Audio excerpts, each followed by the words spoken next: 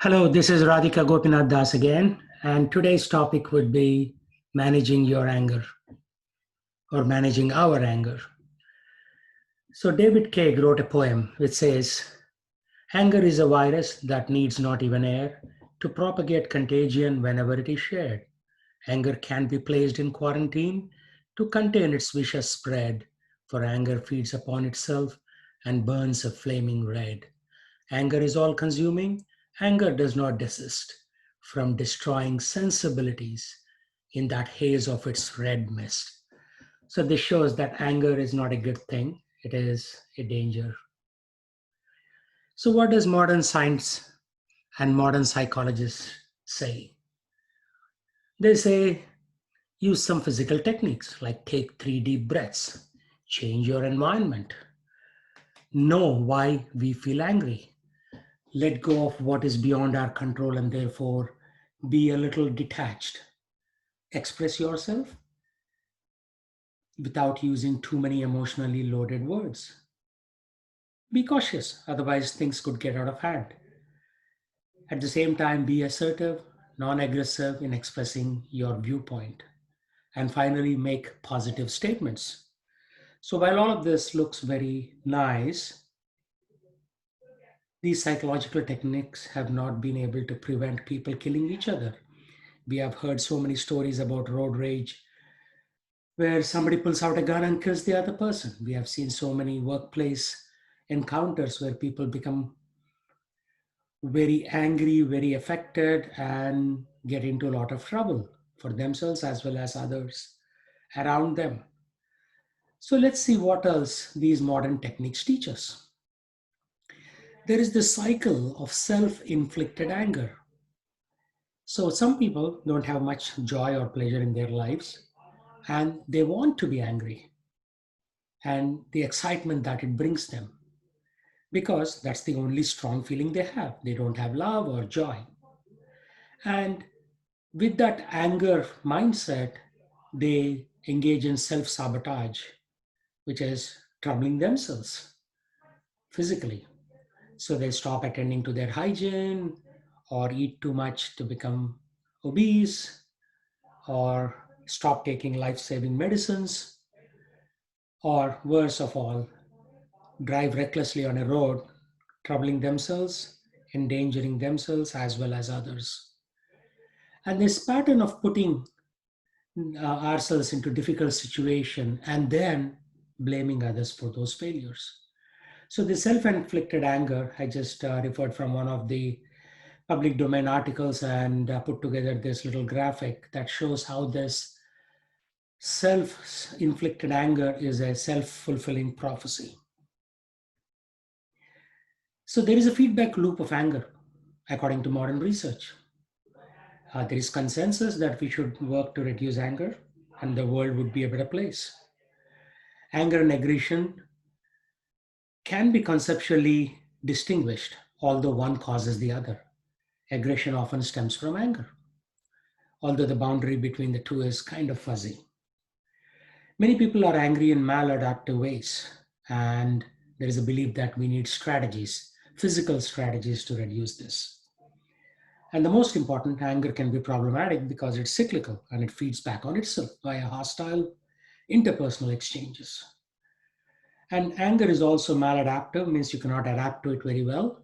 If underregulated, chronically accessible, means anger is accessible, therefore you don't know what to do with it.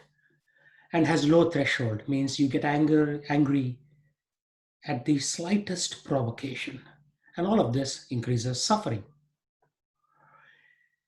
So there is a increasing body of research that shows that anger is due to connection with the body.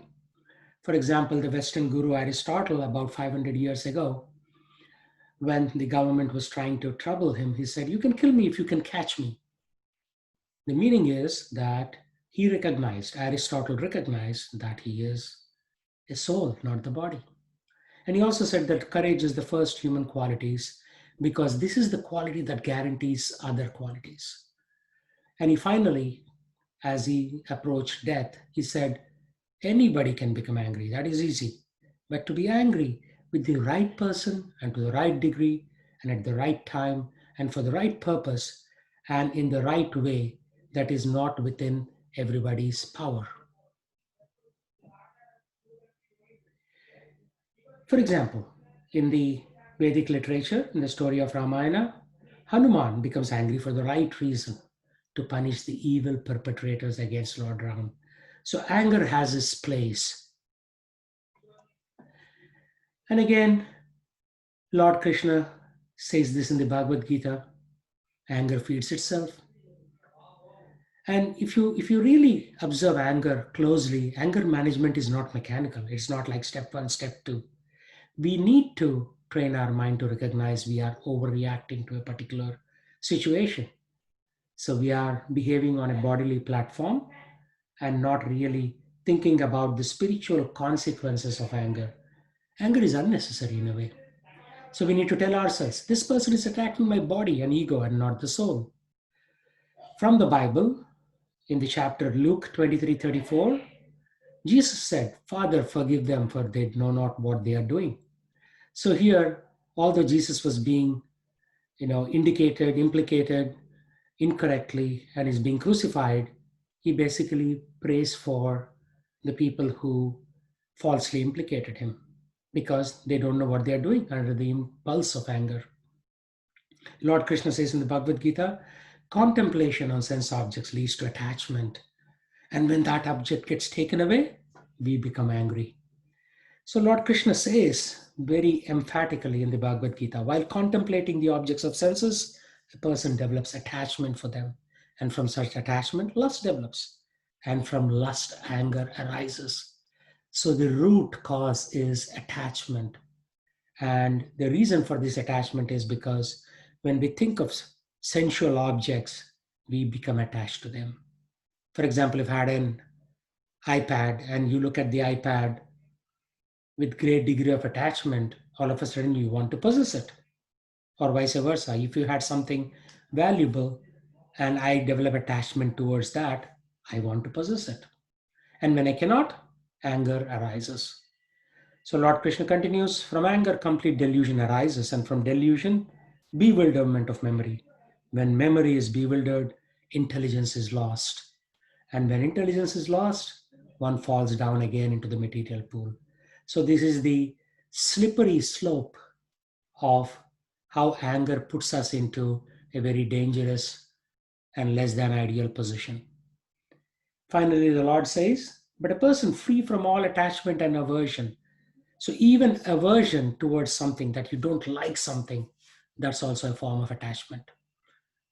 And able to control his senses through regulative principles of freedom can obtain the complete mercy of the Lord.